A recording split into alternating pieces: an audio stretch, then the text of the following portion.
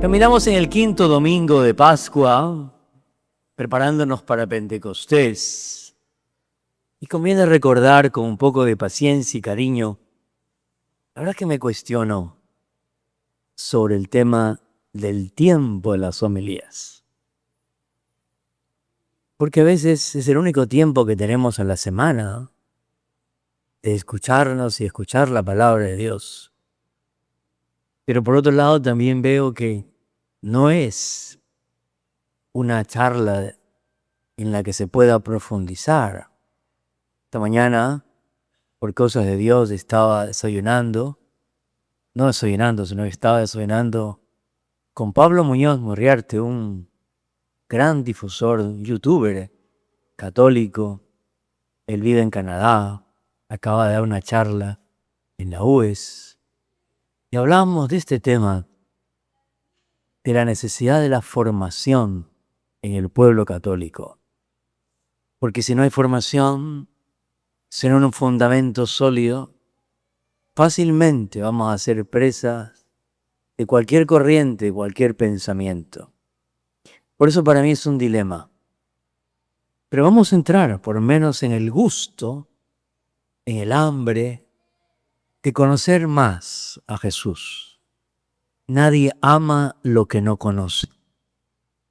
Entonces vamos a recorrer un poquito rápidamente qué pasó en la vida de Jesús. Su vida pública, siempre desde el inicio, fue crear una comunidad. Y este es el tema de la primera lectura y también del Evangelio. Un mandamiento, que nos amemos los unos a los otros. Hoy, en Roma, no hace mucho, el Papa León XIV hablaba de amor y unidad como fundamentos en lo que se considera la homilía emblemática de su papado.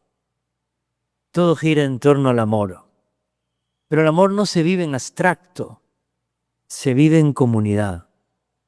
Y esto es lo que hizo Jesús. Y esto quisiera que ustedes lo entiendan y lo vivan y se lleven esta pregunta, que podíamos terminar aquí el sermón. ¿Vivo en una comunidad de amor? Llámese familia, llámese parroquia, porque la parroquia está llamada a ser comunidad de comunidades, como la familia. El que vive, y lo decía el Papa esta mañana, aisladamente, tiene poco éxito en la vivencia de las virtudes cristianas. Y el Señor convoca a estos hombres. La muerte de Jesús los dispersa. Estos días vemos que de nuevo se convocan, pero esta vez en torno a María. Y vuelven a intentarlo, a rezar, pidiendo la acción del Espíritu Santo. Y esto es algo que se repite a lo largo de la historia. Y cuestionarnos a fondo, ¿cuál es el motivo por el que vengo a la iglesia? ¿Tengo o no tengo una comunidad? ¿Qué me motiva a crecer en el amor? Porque de eso se trata. San Juan de la Cruz nos decía, al final de nuestra vida, la única pregunta que nos hará Dios es, ¿has amado? Y aquí es donde realmente tenemos que hacer una especie de examen. ¿Qué frutos está dando nuestra comunidad parroquial? Entra en nosotros el deseo de la santidad. ¿Qué es la santidad? Porque esa palabra nos resulta demasiado exigente, como casi imposible. Pero la santidad así se llamaban los primeros cristianos santos, los que acogen con generosidad las dificultades de la vida. Una enfermedad, un hijo o una hija con problemas, un matrimonio tan valiente, una enfermedad, la muerte de un ser querido, un desencanto, una desilusión. Pero cuando lo asumimos como acción del Espíritu Santo, podemos decir que estamos en camino de la santidad. Y esto no hace ruido. Lo que hace ruido es el mal. ¿Quiénes son los santos? Aquellos que intentamos fiarnos del Señor, no porque somos inmaculados o perfectos, somos conscientes de nuestros errores y pecados, sino que misteriosamente permitimos que la acción del Espíritu Santo se vaya manifestando en nosotros.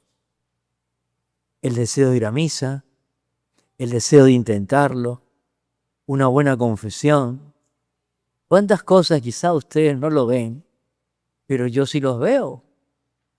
Porque cuando adultos me piden bautizarlos, digo, esto no es consecuencia de la habilidad del cura, sino una acción del Espíritu Santo. ¿Y esto cómo se genera? Se genera como se generó en la época del Señor, a través de una comunidad. Y voy a citar dos ejemplos bíblicos. Uno, un salmo, el 127, si no me equivoco. Si el Señor no construye la casa, en vano se fatigan los constructores. Si la ciudad no la custodia el Señor, en vano vigila el custodio. Entonces a veces nos afanamos tarde, mañana y noche y estamos súper ocupados, hiper ocupados en un activismo que no está funcionando.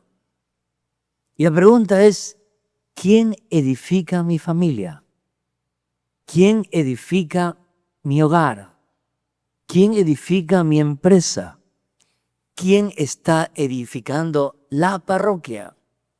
Porque a veces podemos sospechar que una parroquia efectiva y eficaz es la que está bien organizada. No, no necesariamente. Necesitamos organizarnos. Y gracias a Dios la parroquia va creciendo en actividades y en eventos, pero no está todo en la organización, sino está en el fundamento. Y nos creemos esto. ¿Quién es el fundamento? ¿Quién es la roca? ¿Quién me motiva a venir a misa? ¿Quién es el centro en mi hogar, en mi familia, en mi empresa, en esta comunidad? Porque eso fue lo que intentó Jesús en esa primera parroquia, podríamos decir, formada por aquellos 12 hombres de los cuales uno lo traicionó. Entonces, creemos que hacer eventos, y los hago, hacer obras, y las hago, es y está visiblemente organizada una diócesis, una parroquia o la misma iglesia. Error. Reavivar nuestra fe, volvernos a renovar en el Espíritu, depende exclusivamente de la acción del Espíritu Santo que nos hace atractivo la figura de Jesús. Ahí volvamos a otro ejemplo bíblico, Efesios 2, y lo voy a leer. Por lo tanto, ya no sois extraños ni advenedizos, sino conciudadanos de los santos, familiares de Dios. Esto nos lo creemos. Estamos conscientes de que tenemos que crear o estamos creando una comunidad. ¿Qué significa? Que si no estoy con Cristo, soy un extranjero. Estoy descartado. Quien no recoge conmigo, decía el Señor más adelante, desparrama. Y el amor a Dios que se nos habla en el Evangelio no se vive, repito, en solitario. Se vive en el día a día con tus hijos, con tus hermanos, con tus familiares, con la gente con la que convives. Y esto es importante porque de lo contrario nos creemos que estamos viviendo una espiritualidad supina, angelical, y no es así. Y nos confundimos. Tenemos que edificar sobre Jesús. Y la cimentación es súper importante. A mí me da una rabia cuando me hablan de cimentación, porque me acuerdo cuando tuvimos que hacer la cimentación del Centro de Bienestar y Fe. Y me dice el arquitecto, hay que enterrar $90,000. Digo, no se ven, pero es necesario que tengamos ahí bastante adelantado con la ayuda de ustedes y de Dios. Sin esa cimentación que no se ve, no se daría lo que hoy se está dando. Espero que no se caiga mañana. Pero así es nuestra vida. Así son matrimonios. Ayer casaba una parejita feliz, entusiasta, llena de ilusión.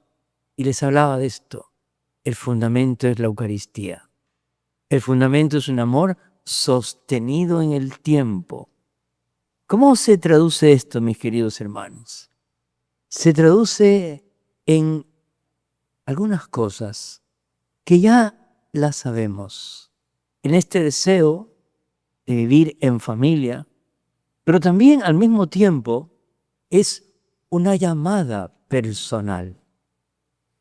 Nuestra fe, y lo he dicho cientos de veces, no es un rito o un conjunto de ritos. Me encanta, porque los ritos y las formas nos llevan y nos conducen al fondo.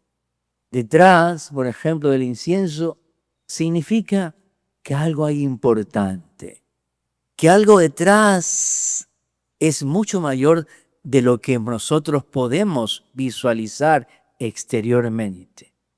Como decía Santo Tomás, es más lo que no sabemos de Dios de lo que realmente sabemos de Dios. Esto nos llama a plantearnos esta palabra que también la repetimos y la repetiremos hasta el final, conversión. Que no siempre es así apabullante como la de San Agustín o la de San Pablo, que más bien es una garúa, un agua que va cayendo día a día, año a año, y que nos va empapando, calando, transformando, si estamos abiertos. Si tenemos el corazón y los oídos abiertos, y se despierta en nosotros un deseo. Quizá todo empieza por un deseo. Alguien que diga, esto tiene sentido. Me suena bien. Voy a intentarlo. Créame que es la acción del Espíritu Santo. Aquel que busca, aquel que se va progresivamente empapando, yo diría de 3 cosas o de 4. Una, del deseo de conocer la palabra de Dios. Porque la palabra de Dios cambia mi mentalidad. No hay otra manera de que tengamos una mentalidad cristiana si no es a través de la palabra de Dios. Lo normal es que tengamos una mentalidad mundana de cómo vestirnos, de cómo hablar, de cómo hacer negocio, de cómo ser exitosos, pero son mentalidades mundanas. Y el problema que hoy tenemos es, hay más mentalidad mundana que una mentalidad cristiana. En todos los asuntos, llámese de política, llámese en el día a día y en el trato. ¿Y por qué? Porque no hemos llegado a descubrir la mentalidad de Cristo que está en la Biblia, que está en concreto en el Nuevo Testamento. Para cambiar mi mentalidad pagana, mundana, de divertirme, de ver las cosas, no hay otro proceso que intentar acercarnos a la palabra de Dios. Luego, que lo voy viendo también en la comunidad y en la parroquia, es, esto tengo que contárselo a alguien. Buscar ayudar al prójimo. Ahí cerramos el círculo de una comunidad apostólica, de una comunidad evangélica. Cuando digo, esto este tesoro no me lo puedo quedar para mí. Tengo que hacer algo por los demás. Pidámosles, mis queridos hermanos en el Señor, que este caminar de la Pascua, que lo recorrió Jesús, que fue un fracaso, se dispersaron, volvieron, entraron en la escucha de la palabra, Pentecostés, de la Eucaristía, también se tiene que dar, siglo XXI, y auguro a que el Papa León XIV, y así nos da a entender, sea un volver a empezar de la Iglesia, de la comunidad y nuestra familia católica. Así sea.